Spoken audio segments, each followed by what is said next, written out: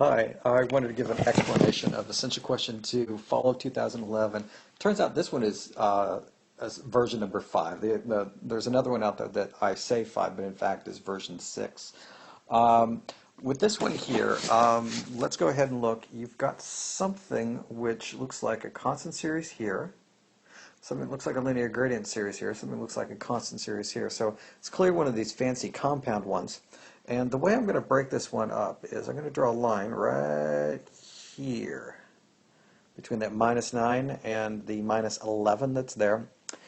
And the way I'm going to think about it is that I'm going to take this constant series of -3's and extend it all the way out to here. And then what I'm going to do is I'll picture that linear gradient series is dropping off from it like this.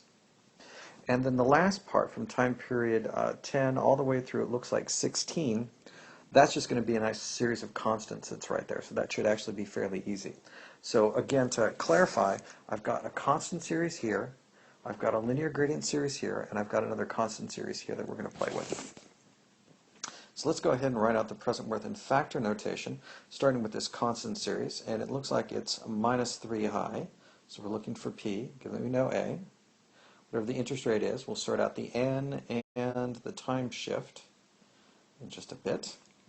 Then what we can do is we've got this linear gradient series right here, and it looks like it goes ahead and drops by 2 each time.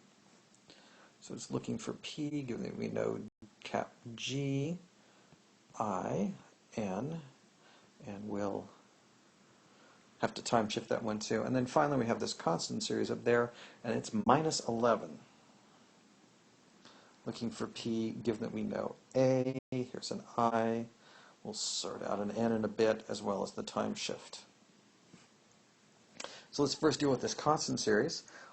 It is -3 high, but there's 1, 2, 3, 4, 5, 6, 7 of them. That was easy, just stick a 7 there. And if we time shifted this guy right, the last time we see something is in time period 9, so that should be a 2. 7 plus 2 is 9, that's the last time we see an element of the sequence. Covered.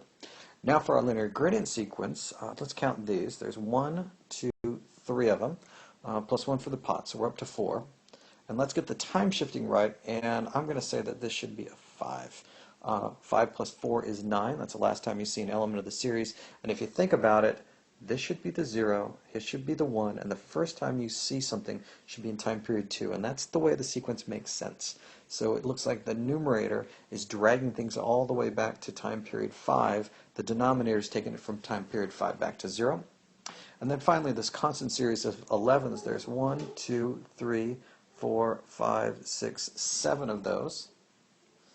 And it looks like when we do the numerator, it dumps everything onto time period 9. That's just before we started the sequence, and if you check it out, time period 16 is the last time you see this stuff.